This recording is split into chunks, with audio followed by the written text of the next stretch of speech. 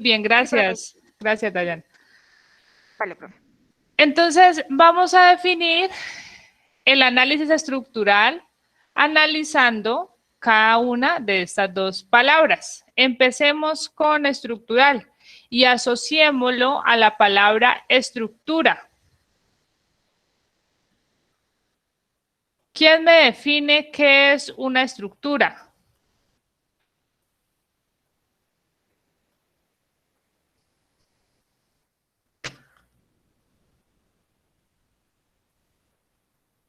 Profe, ¿podría ser la composición de varios elementos? Composición, ¿qué es composición? Para ti, Andrés. Como un conjunto, una Muy bien. agrupación. Listo, entonces vamos a decir que es un conjunto o un ensamblaje de varios elementos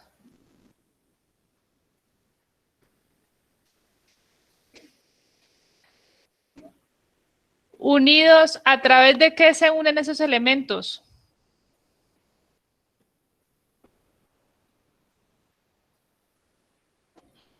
¿A través de qué se une? ¿Cómo le llamamos a esa unión? Nudos. Muy bien, Nodos. perfecto. A través de nudos que pueden ser articulados o rígidos, ya vamos a ver enseguida cuál es la diferencia.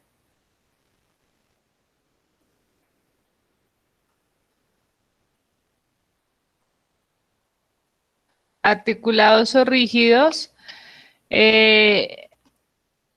Ensamblaje de varios elementos unidos por medio de nudos. ¿Y para qué se unen estos elementos? ¿Con qué objetivo?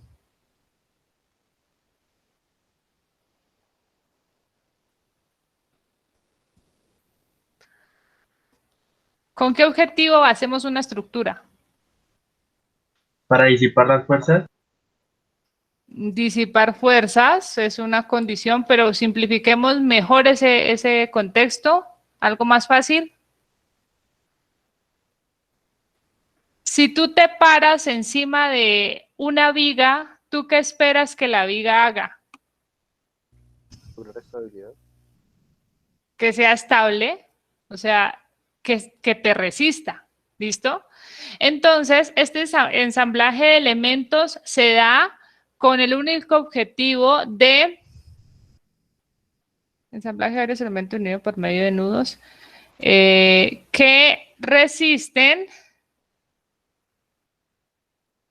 las cargas externas que se le imponen.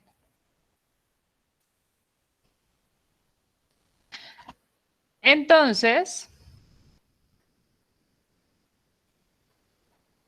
si esta es mi estructura, yo esperaría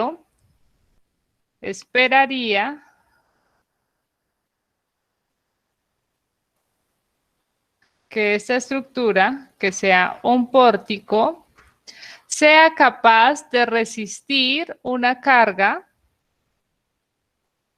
que se le impone y que va a generar efectos en ella. ¿Listo? Entonces, esa estructura se está uniendo a través de nudos, une elementos con el fin de resistir esa carga. Ese es el concepto más básico de lo que representa una estructura. Ahora definamos análisis. ¿Qué se nos viene a la cabeza cuando pensamos en analizar? De forma general, sin irnos a la ingeniería. Cuando usted le dice analice, ¿qué piensa?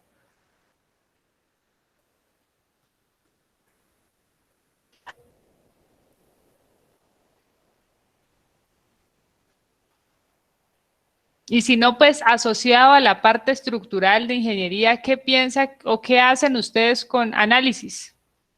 Observar, estudiar, ¿no será? Listo, muy bien. Estudiar. ¿Qué vamos a estudiar?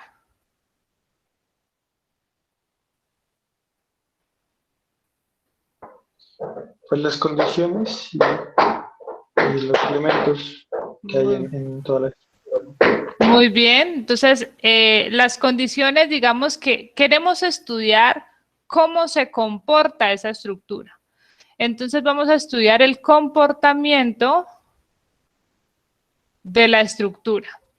Y cuando estudiamos el comportamiento, nos referimos a que esta estructura que dibujé acá, producto de esta carga W que le estoy aplicando, pues internamente se va a deformar, o sea, internamente no, visiblemente van a aparecer deformaciones. ¿Listo?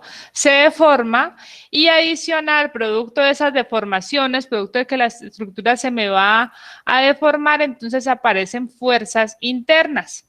¿Listo? Yo puedo establecer que en este punto aparece un momento, aparece un cortante y aparece una fuerza axial. ¿Listo? Entonces, cuando hablamos del comportamiento de una estructura, va a ser que nosotros logremos analizar, logremos obtener, logremos calcular estos efectos internos. ¿Listo? Entonces, estos van a ser mis efectos internos adicional a estos otros efectos. Aquí se forma un giro. Quizás, si le colocamos una carga lateral por acá, entonces aparece una deformación lateral. Bueno. Entonces, estas condiciones vienen siendo los efectos internos.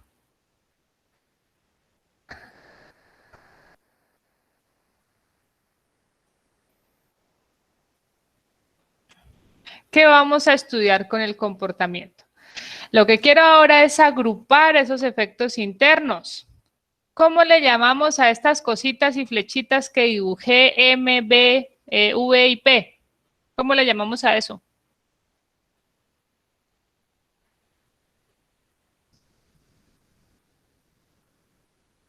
Reacciones. Bueno, como está dibujado, sí, podemos asociarlo a las reacciones, entonces, y se tienen que calcular las reacciones, ¿listo? En la etapa de análisis necesitamos las reacciones, ¿por qué? Pues que es que acá abajo hay un suelo y tengo que ser capaz de calcular los efectos que mi estructura le va a transmitir al suelo para diseñar la cimentación. Entonces, sí, en una etapa de análisis tengo que calcular reacciones. Más allá de eso, digamos, subámonos un poquito del apoyo y ya ubiquémonos en el elemento como tal. En el elemento, ¿qué calcularía? O esta M, esta V y esta P, ¿qué representan?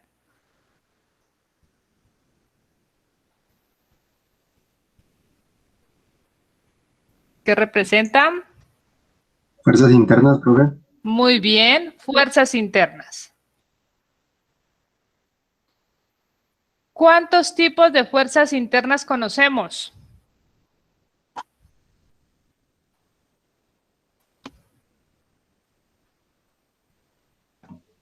Tres. Tres. ¿Cuáles? Axial, cortante y momento. Muy bien. Fuerza axial, fuerza cortante y momento. Esas son las fuerzas internas más generales y que en este curso vamos a estar estudiando que se presentan en las estructuras. Podemos sumarle una tercera fuerza que es la torsión. En algunos elementos, sobre todo cuando los analicemos en el espacio en 3 dimensiones, se van a generar efectos de torsión y también es una fuerza interna. Pero en estructuras planas, como las que vamos a ver en este curso, pues estaríamos hablando de estas 3 fuerzas internas. Otra condición, otra cosa que debemos calcularle a esa estructura en el comportamiento.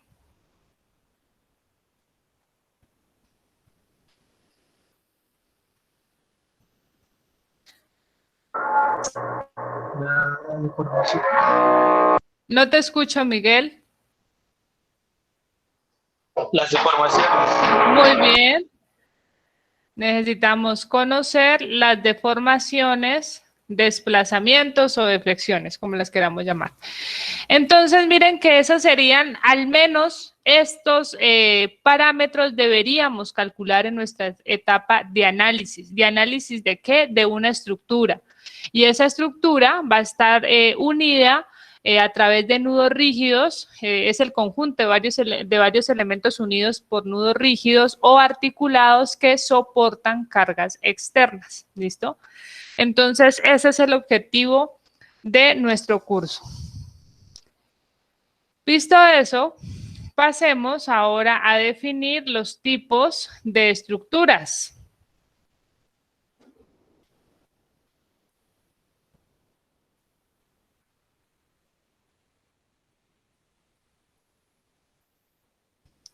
Tipos de estructuras.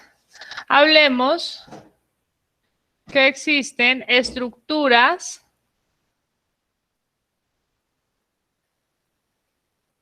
a fuerza axial. O sea, estructuras que solo las domina la fuerza axial y esa fuerza axial puede ser de compresión o tensión. ¿Qué estructura conocemos o qué estructuras conocemos que estén dominadas solamente por fuerzas axiales?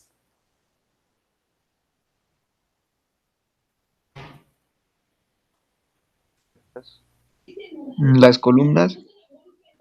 Depende de la columna. Si hace parte Las de un cerchas. corte, muy bien, las cerchas. ¿Listo? Entonces, las cerchas o los elementos de la cercha, mejor, van a ser elementos que están dominados solamente por fuerzas axiales. Si este es el elemento de una cercha, entonces hablaríamos, por ejemplo, que ese elemento está sometido a una fuerza axial interna que va a estar paralela al eje longitudinal del elemento, ¿listo? Y que esa fuerza axial solamente me genera deformaciones axiales, ¿ok? Entonces, delta es una deformación axial. Y FA es una fuerza axial. Esa es la condición de cercha, o sea, este elemento o se va a comprimir o se va a tensionar, ¿listo? Y la única deformación que puede tener es una deformación axial. Entonces, ahora hablemos más específicamente de las cerchas, estableciendo las condiciones para que podamos llamar a una estructura una cercha.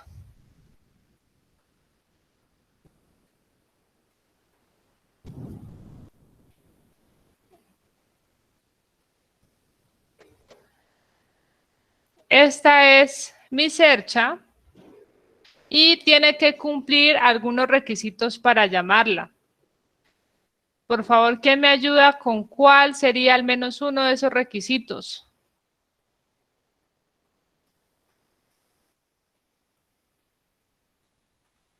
¿Quién?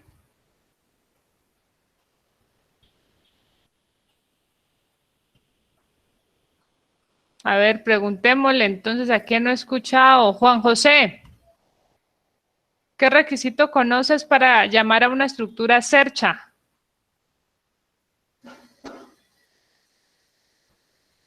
No, profe, no sabría decirle. De pronto que tenga apoyos. Bueno, todas las estructuras tienen que tener apoyos porque si no, pues se nos caen. ¿Listo? Entonces, es una condición general para todas las estructuras. Vamos entonces con Juan Jaime. Profe, la verdad, que esté estáticamente determinada. No necesariamente, una cercha puede ser estáticamente determinada o indeterminada. ¿Listo? Eso tiene que ver es con la forma en que se soluciona. Entonces, no es una condición. Carol.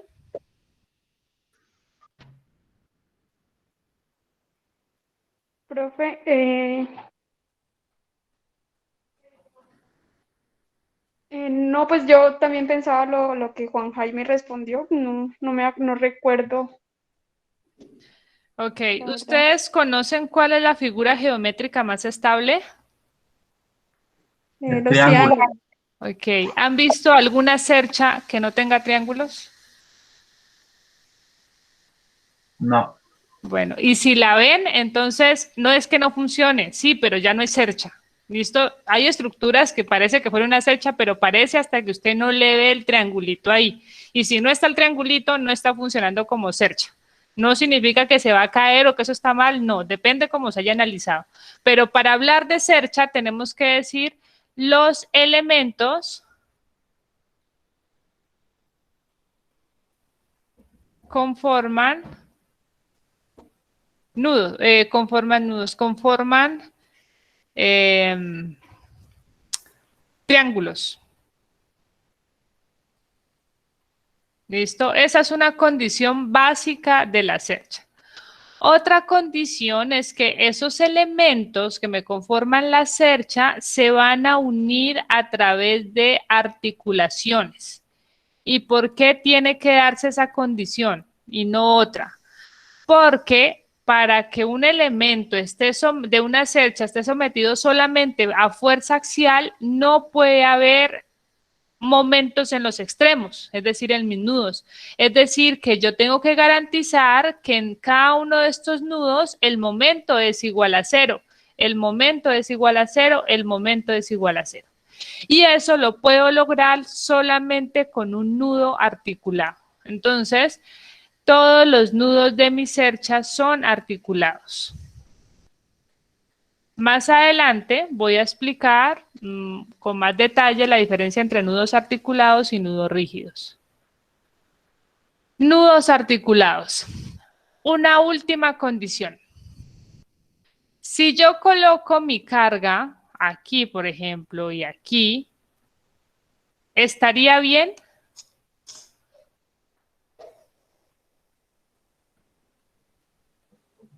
No, No, profe. tienen ¿Por que ir qué sobre no? los nudos. Ok, las cargas tienen que ser nodales. ¿Quién me dice por qué tienen que ser nodales? Porque si están en la mitad, pues generaría un momento, ¿no? Perfecto, esa es la condición. Porque si la ubico en la mitad perpendicular a un elemento, va a generar flexión. Entonces se pierde la condición de cercha en que todos los elementos tienen que estar sometidos a fuerza axial. Así que las cargas son nodales.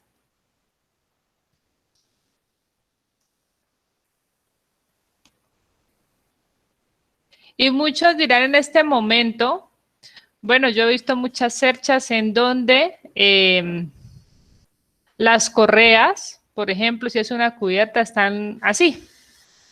O sea que si hacemos un análisis, pues las cargas estarían perpendicular al elemento. Es cierto, lo hay, existe. ¿Listo? Pero entonces, si hacemos esa condición, tenemos que inmediatamente identificar que este elemento va a estar sometido a flexión. ¿Listo? O sea, que esas cargas que están perpendiculares me van a generar flexión en este elemento y que como tal voy a tener que diseñarlo, estableciendo condiciones de flexión. ¿Listo? Cuando ya vean sus cursos de diseño, ¿ustedes están viendo concreto armado o no, cierto? ¿O sí? No, todavía no, Ok. profe. Entonces, cuando vean su curso de concreto armado, van a ver que hay unas diferencias notables en diseñar un elemento sometido a fuerza axial pura y diseñar un elemento que tiene flexión. ¿Listo? Entonces, si le colocaste la carga perpendicular a un elemento que es triangular y ya cumple la condición que los nudos son articulares, los nudos son articulados y que todos los elementos conforman triángulos, pero no cumples esta condición de cargas nodales, ya se te perdió la condición de cercha y lo que estás analizando es una viga. ¿Por qué? Pues porque la viga tiene flexión. ¿Listo? Entonces, eso tiene que estar claro para nosotros. Esa diferencia en el comportamiento de los elementos, de las estructuras. Esa es una estructura que funciona, cuyos todos elementos funcionan a base de fuerza axial. Miremos otra estructura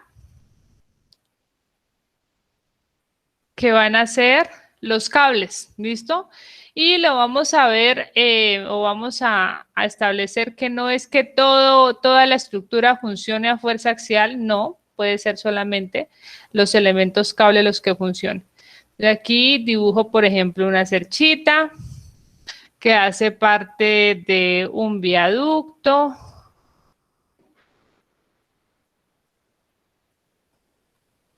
Ay, Dios.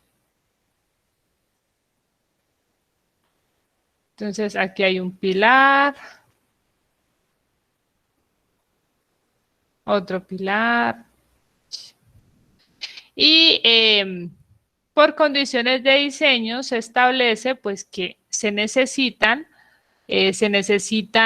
apoyar, ayudar a esa estructura colocándole unos cables. ¿Listo? Y qué pena ese dibujo tan horrible. Esos cables se unen acá, esto se llama un muerto. Y esos cablecitos van a estar sometidos a un efecto de fuerza axial.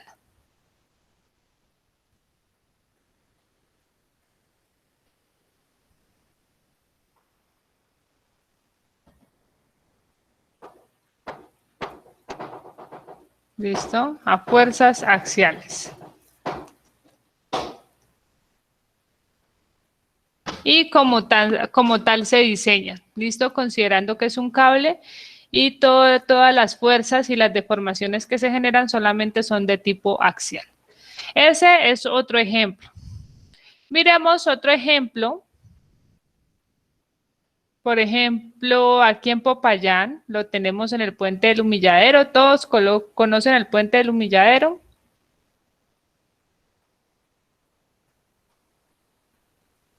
¿Sí? Sí, profe.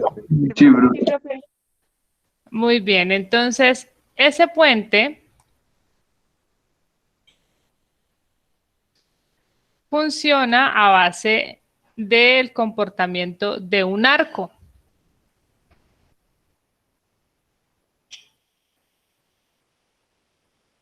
Aquí lo hice en chiquito, vamos a darle más altura. Listo. Y el arco viene dado porque hay unos elementicos que vienen siendo ladrillos que están aquí en todo este borde así. Y es clarito donde se ven, ahorita les muestro unas fotografías. Entonces los ladrillos están propuestos así. De modo que cuando acá le aplicas una carga, entonces estos elementos se van a comprimir. ¿Listo? Se generan compresiones acá para resistir los efectos de esa carga W que se está colocando. O sea, un elementico de ese arco va a estar sometido a una fuerza axial de compresión. Esa es la condición de arco y en el puente del Humilladero se ve muy bien. Ay, esa configuración. Creo que en este se ve bastante bien.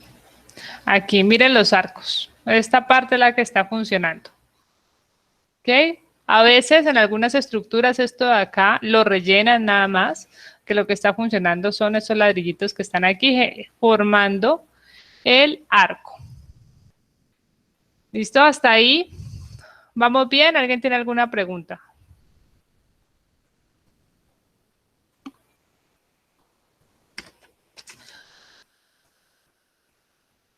Muy bien.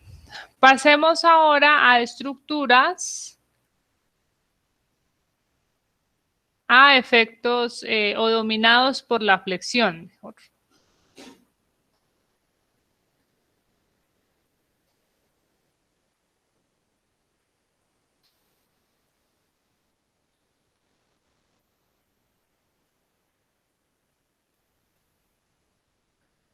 Entonces, hay una estructura que ustedes ya la han trabajado bastante en sus cursos anteriores de quizá resistencia, la vieron. La viga. ¿ok? Es un elemento en el cual las cargas, por ejemplo, ya no son nodales como en el caso de la cercha, ¿listo? La carga puede estar uniformemente distribuida en la longitud de mi elemento. Puede ser una carga uniformemente distribuida, pueden haber cargas puntuales, gracias. Pueden haber cargas puntuales y esas cargas, como están perpendiculares al eje longitudinal, o al eje, sí, al eje de mi elemento, entonces van a generar flexión en el mismo. ¿Listo? O sea, mi elemento tiene curvatura. Así que, por ejemplo, vamos a analizar qué pasa en esta sección transversal que estoy dibujando aquí, una sección transversal. Cuando hablo de sección transversal es que proyectemos la sección de esa viga. Entonces voy a sacar un pedacito de esa viga.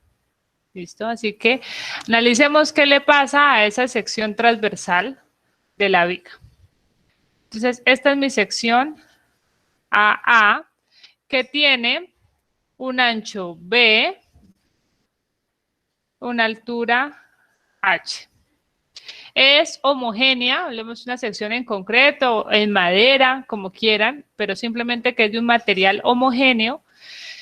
Así que vamos a ver que esa sección, todo lo que estoy dibujando en el mismo color, o sea, en este rosado, representa la sección transversal, va a empezar a deformarse.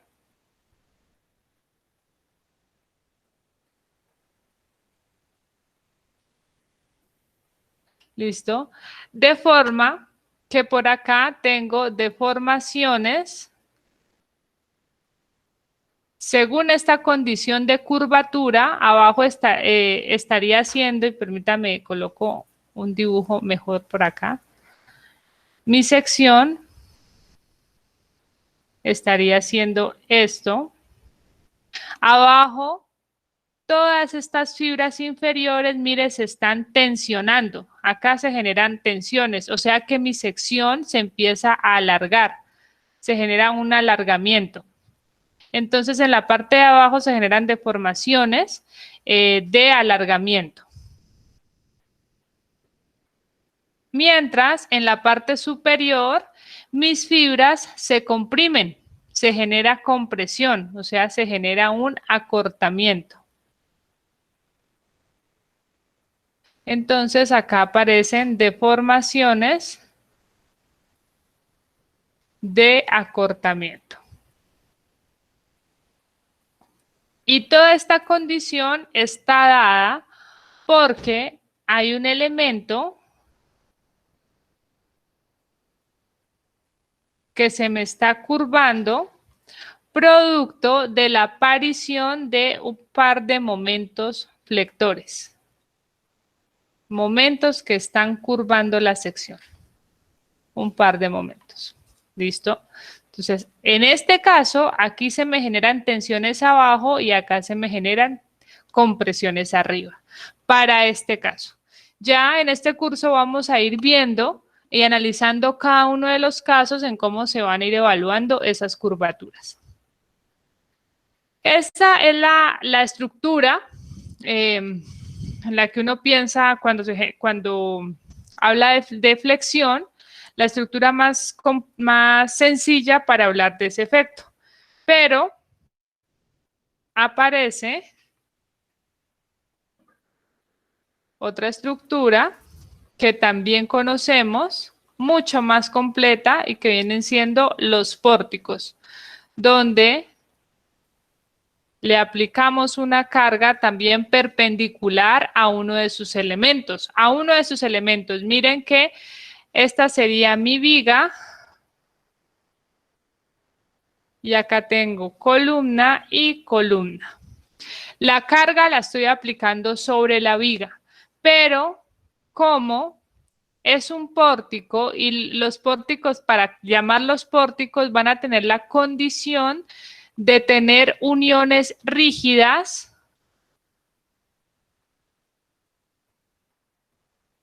esa unión rígida me garantiza que si aquí se me generó un momento M1, producto de esta carga W en la viga, ese momento se transmite a la columna. ¿Listo? Hay una transferencia de momento. Aquí estoy haciendo un ejemplo que es simétrico, o sea que aquí se me genera M1, acá igual aparece también M1 y es el momento que pasa a la columna. ¿Listo? Entonces, de los pórticos, primero planteemos este que es la viga y este sería pórtico.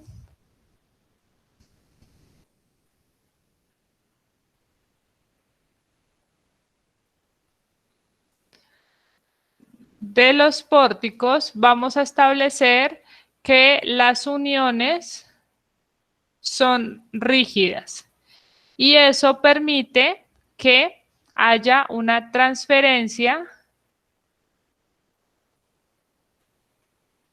de momento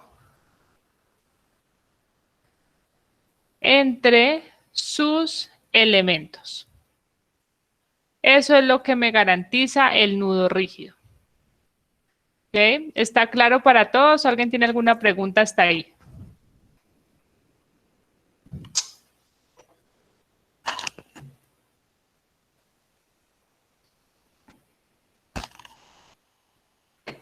Muy bien, entonces vamos ahora. Yo les decía que hemos hablado de un nudo rígido y de un nudo articulado y que les iba a aclarar este tema. Vamos a comparar el nudo rígido y el nudo articulado. Y aquí hagamos una nota porque pues me falta un tipo de estructura, pero voy a hacer esta aclaración de una vez. Entonces por acá coloquemos el nudo rígido y por acá el nudo articulado. Y vamos a comparar.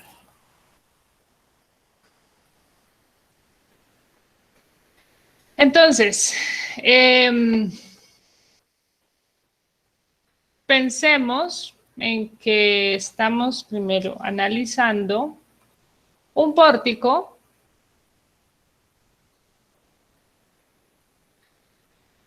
que tiene uniones rígidas.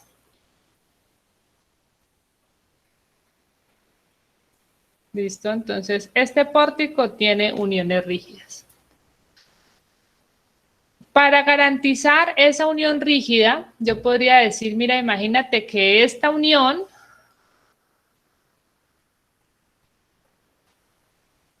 está conformada, si ampliamos esa imagen,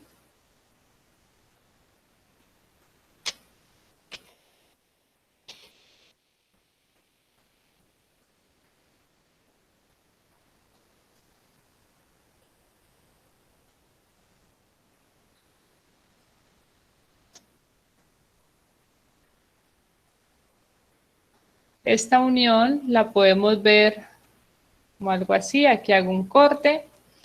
Entonces, digamos que son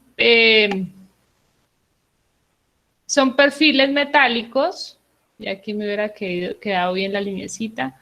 Entonces aquí, esta es una sección metálica rectangular, la que quieran, una sección W. Pero aquí soldamos. Y soltamos bien y continuo. ¿Ok? Y alguien puede decir, bueno, puede ser que rote, estoy de acuerdo. Entonces, para darle como la sensación de más rigidez, digamos, no, le vamos a fundir una platina acá. ¿Listo? Entonces, ya colocamos la platina.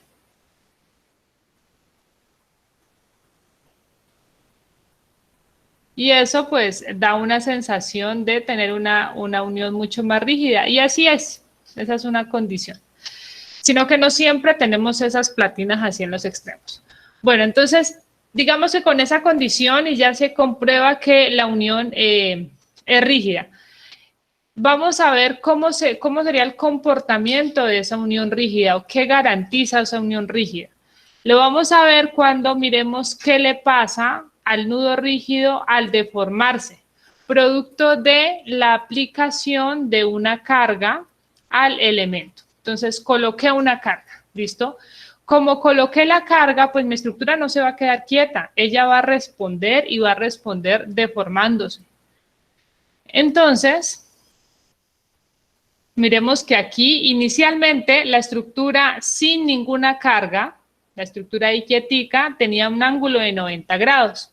Así que se va a deformar, ¿listo? Con un ángulo alfa acá respecto al eje inicial y la columna también va a rotar. ¿Listo? De modo que aquí se me genera también el mismo ángulo alfa y conservo o sigo conservando el ángulo de 90 grados. ¿Listo? Esa es la condición de nudo rígido. Geométricamente lo podríamos evaluar así. ¿Qué me representa o qué me garantiza ese nudo rígido? Lo que decíamos hace un rato. Si tú garantizas la composición de nudo rígido, entonces se te genera un momento en la viga, un momento M1, y por la condición de nudo rígido, ese momento se puede transferir a la columna. El mismo momento. ¿Listo? Entonces, es una condición importante para este tipo de estructuras. En cambio, en un análisis de uniones articuladas,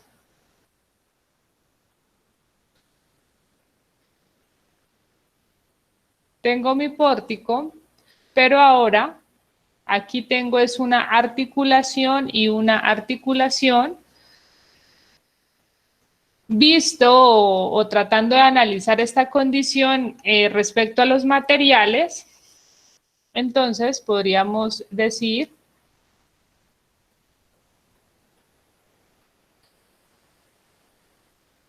podríamos representar esa articulación de la siguiente forma.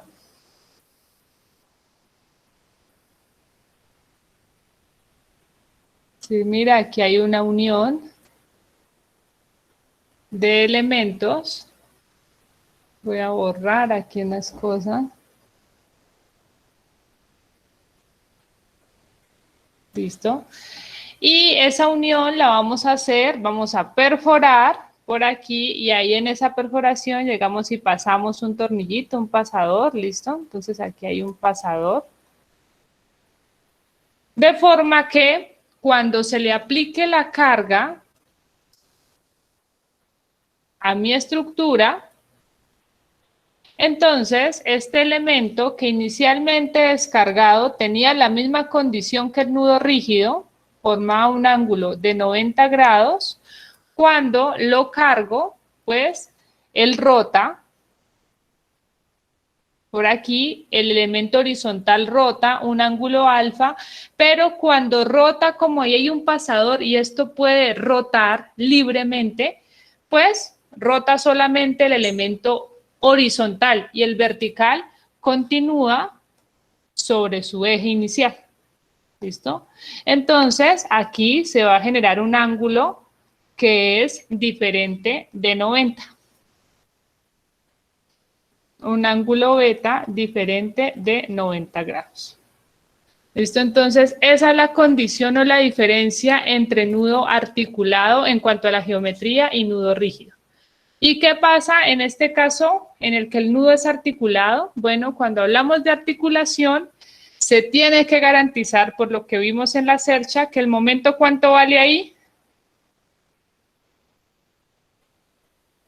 ¿Cero? Cero. El momento es igual a 0 y el momento es igual a 0. ¿Ok? Mientras, en el otro lado sí existe una transferencia de momento. ¿Listo? Entonces, esa es la diferencia entre el comportamiento de nudo rígido y nudo articulado. ¿Hasta ahí alguna pregunta? ¿Está clara la diferencia entre nudo rígido y nudo articulado?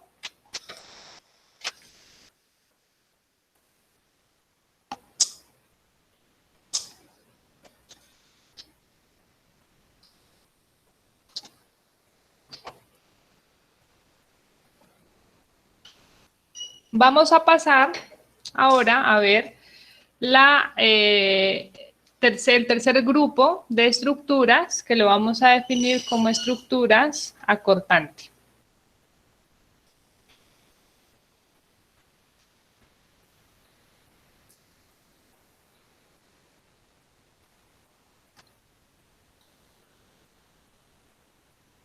Acortante.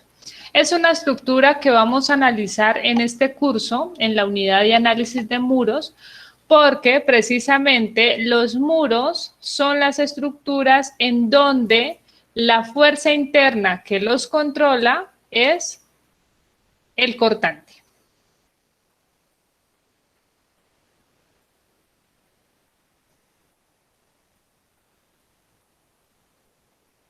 ¿Listo? Entonces, esta condición viene dada al clasificar el muro como un elemento plano. Y para clasificarlo como un elemento plano, tenemos que comparar sus dimensiones. Para que sea plano, siempre que comparemos el espesor con cualquiera de sus otras dimensiones, ya sea longitud o altura, siempre el espesor va a ser mucho menor que la longitud o la altura. Contrario a un elemento lineal, donde el elemento lineal pues tiene la condición que de manera general la dimensión más grande va a ser la longitud. ¿Listo? Entonces, cuando comparamos longitud con las dimensiones de la sección transversal, base y altura, siempre la longitud es la más grande. Base mucho menor que la longitud y altura mucho menor que la longitud. Y este es un elemento lineal. Entonces, para el elemento plano, es una estructura sometida a cortante porque debido a sus condiciones planas, siempre que a este elemento se le aplique una fuerza lateral, ¿listo? Internamente en mi elemento se va a generar un momento y se va a generar un cortante. Entonces ustedes me dirán, bueno, pero aparece también el momento. Sí, pero si este muro cumple con unas condiciones adicionales que vamos a ver en la unidad de muros, condiciones geométricas, siempre el cortante va a ser la fuerza dominante.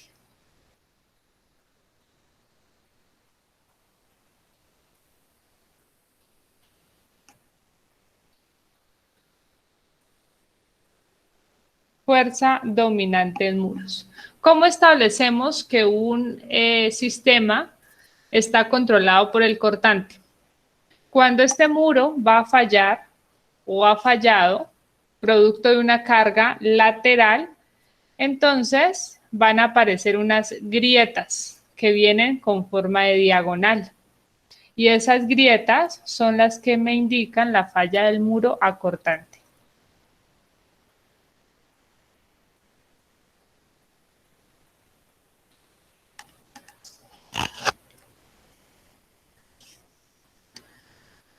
Para ustedes les voy a dejar de tareita que van a consultar sistemas estructurales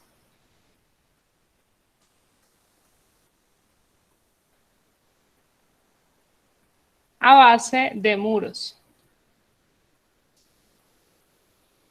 Básicamente necesito que clasifiquen dos grupos, muros en concreto, reforzado obviamente,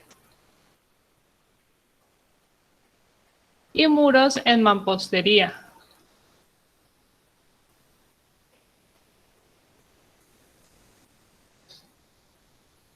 Estos muros en mampostería los pueden buscar en el título D de la NSR 10. ¿Listo? Y eso pues lo van a consultar ustedes para complementar la información del curso. ¿Vamos claros? Sí, profe.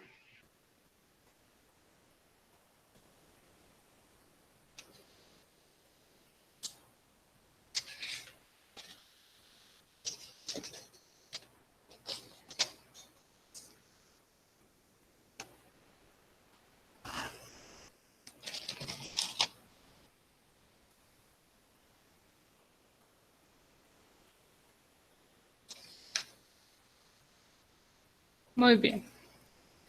Acá les voy a presentar ya un resumen de esta unidad en cuanto a los principios fundamentales y dando la entrada a lo que vamos a ver en la próxima clase, que son las hipótesis fundamentales.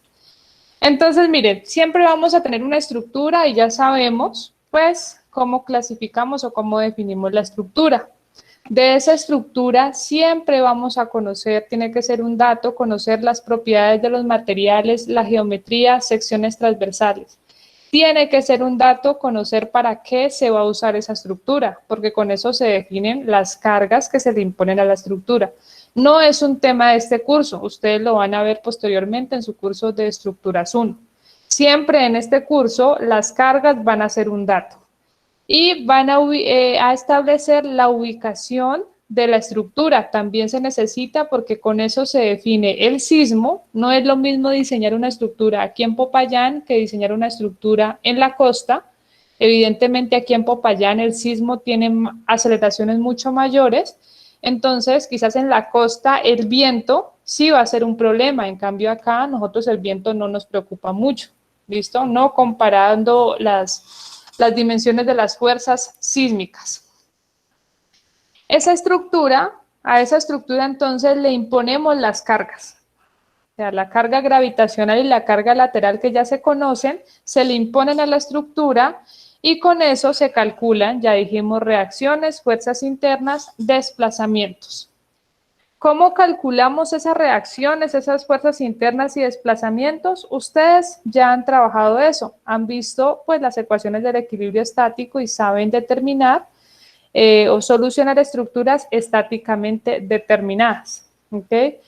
Entonces, al menos una cercha la saben solucionar. Me imagino que vieron el método de las secciones y método de los nudos, ¿cierto? Así es, profe. Sí, profe. Muy bien. De la viga, quizás solucionaron una viga medianamente sencilla en resistencia de materiales, entonces ya saben esa metodología. En este curso vamos a introducirlos a los pórticos, ¿listo? También estáticamente determinados al principio y en la parte final ya vamos a ver estructuras estáticamente indeterminadas y vamos a ver que se solucionan finalmente con el análisis matricial. Es lo más común porque este método es el que utilizan todos los programas de análisis estructural. ¿Listo? El método matricial. Eso es lo que vamos a hacer en este curso. O sea, en esa partecita de cómo calcular las reacciones, fuerzas internas y desplazamientos es en lo que nos vamos a concentrar en este curso. Luego, ¿qué sigue y que ustedes van a hacer en sus cursos de estructuras 1, estructuras 2, concreto, estructuras metálicas, en las selectivas, si se van por las selectivas, diseñar la estructura? ¿Cómo la van a diseñar? Bueno, miramos un elementico de esa estructura y ese elementico tenemos que verificarlo que resista fuerzas axiales, que resista los momentos, que resista los cortantes que hay. Si es que es un elemento que está sometido a esas tres cargas. Si es una cercha, pues esa cercha tiene que establecerse y tiene que diseñarse para que resista las fuerzas axiales que se generan. Entonces, en el diseño, el objetivo general va a ser proporcionarle a la estructura la capacidad necesaria. ¿Listo? Ese va a ser en resumen lo que ustedes harán posteriormente. Para que ese diseño estructural tenga resultados confiables, pues el análisis estructural debe estar perfecto. Nosotros no nos podemos equivocar en cómo se calcula una fuerza. ¿Listo? Entonces, aquí es muy importante que si el resultado era negativo, no es lo mismo, no es solamente un menos que nos olvidamos, que no nos dio, no, es pero fundamental porque pues todo es con números, ¿no? Y así tenemos que diseñar. Y un errorcito de esos pues se paga caro en el diseño. Ustedes no están diseñando, así que ustedes no los van a mandar a la cárcel ni nada de eso. No los van a hacer responder jurídicamente por un mal diseño, ¿listo? Ustedes están en un proceso de formación, así que ¿qué es lo máximo que les puede pasar? Bueno, que saquen 0 en el examen, ¿listo? Porque era un menos y usted no colocó el menos. Entonces, son cositas en las que tenemos que visualizarlas así. O sea, nuestro análisis estructural tiene que estar perfecto, ¿listo? Miremos que todo se va a volver un ciclo. A la estructura le conocemos secciones y materiales definidos. Cuando hacemos eso, pasamos al análisis estructural, pero previo a eso se hace un análisis de cargas, que ya les estoy diciendo, lo harán en su curso de Estructuras 1. Aquí calculamos fuerzas internas y desplazamientos. Luego se pasa a la tercera etapa, que es el diseño, donde ustedes van a aprender a calcular fuerzas resistentes y los desplazamientos máximos permitidos.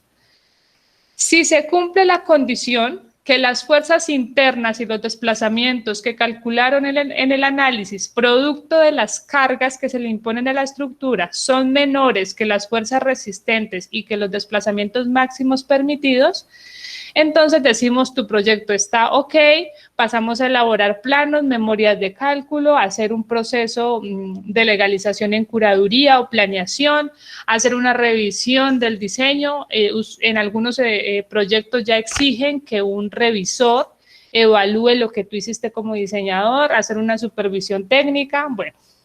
Y pasaríamos a finalmente pues construir el proyecto cuando se han superado todas estas etapas. Si por el contrario te da que las fuerzas internas son mayores que lo que resiste la estructura, o sea, ¿qué te está diciendo? Tu estructura no es capaz de soportar los efectos que te están generando las fuerzas que le estás aplicando. Tu estructura se va a fisurar, tu estructura se va a agrietar, tu estructura va a colapsar. Entonces, nos devolvemos a la primera parte donde definimos secciones y materiales. Podemos colocar secciones más grandes para darle más capacidad, podemos aumentar cantidad de acero si estamos diseñando secciones en concreto reforzado, podemos cambiar materiales, decir, bueno, no me funcionó con concreto reforzado, pasémoslo a un acero estructural. ¿Listo? Entonces, en esa parte nos devolvemos con el propósito de cumplir finalmente la condición, fuerzas internas menores que las fuerzas resistentes. En tipos de estructuras ya clasificamos que existen cerchas, que existen vigas y que existen pórticos y cuáles son las condiciones de cada una de ellas para clasificarlas como tal. Ahora, algo que me faltó en lo que estaba escribiendo, los tipos de apoyos que ustedes ya lo han visto. ¿Listo? Ustedes ya manejaron estos tipos de apoyos en sus cursos anteriores. El primer apoyo, ¿cómo se llama? Móvil. Muy bien, es un apoyo móvil que tiene solo una única restricción. ¿Listo? Tenemos una restricción y es que la sumatoria de fuerzas en Y va a ser igual a 0, por lo tanto ahí tiene que existir una reacción. Así que este tipo de apoyo móvil en esta orientación, pues te va a decir que en Y no puede moverse. Y lo digo en esta orientación porque puede pasar que ese apoyo móvil esté en la otra orientación. Ay, no, eso no me gustó dibujar ahí. A ver.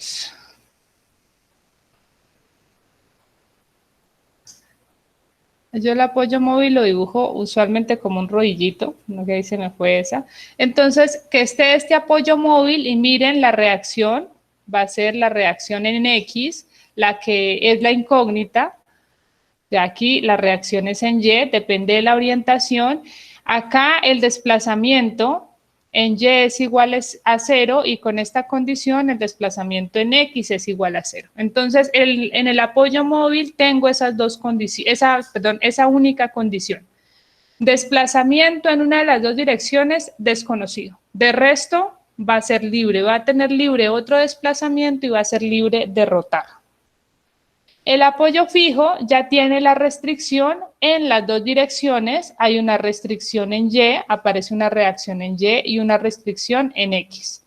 La restricción en Y pues hace que el desplazamiento en Y sea igual a 0 y la restricción en X hace que el desplazamiento en X sea igual a 0. Y finalmente mi empotramiento, el apoyo más completo de todos.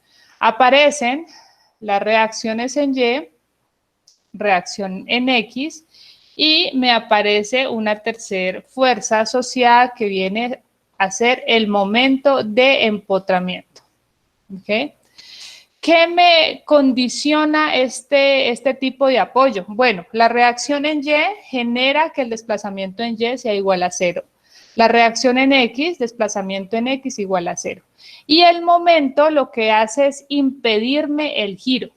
¿Listo? Entonces, podemos comparar cómo se deformaría, por ejemplo, un pilar en el que tenemos un apoyo móvil, apoyando ese pilar, o el mismo pilar, pero apoyado en un empotramiento. Entonces, en ambos, los desplazamientos en X y en Y son iguales a 0. Ux igual a 0, Uy igual a 0. Ux igual a 0 y Uy igual a 0. Entonces, hasta ahí todo igual. La diferencia va a estar con la deformación. Este elemento que está apoyado en un apoyo fijo no tiene restricción mejor del giro, o sea que él puede girar lo que quiera. Entonces, cuando él se deforma, puede deformarse así, de modo que aquí se genera un giro. Perdón. El giro es diferente de 0. En cambio, en el otro caso, en el empotramiento, como existe un empotramiento aquí, un momento de empotramiento, ese momento lo que hace es impedirme que en esa parte mi pilar rote. Entonces aquí la pendiente o el giro es igual a 0 y ella ya se viene a deformar por acá arriba. ¿Listo? Entonces aquí el giro es igual a 0. Esa es la condición. Evidentemente hay más cosas, ¿no? Tras de eso habrá más cosas, pero lo primero es establecer que siempre que tengamos un empotramiento, el giro es restringido, el giro es igual a 0. ¿Estamos claros en los tipos de apoyos? Sí, profe. Muy bien. Y en la próxima clase vamos a establecer cuáles son estos principios del análisis estructural, 6 principios básicos del análisis estructural que pues se necesitan para plantear cada uno de los métodos de las teorías que conocemos de la solución de las estructuras, ya sea estáticamente determinadas o indeterminadas. ¿Listo? Nos vemos entonces, si no hay preguntas o hay preguntas.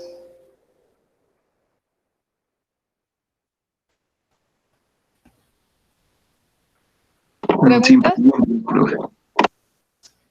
Ok, entonces, si no hay preguntas, terminaríamos con eso por hoy y nos vemos en la próxima clase. Gracias.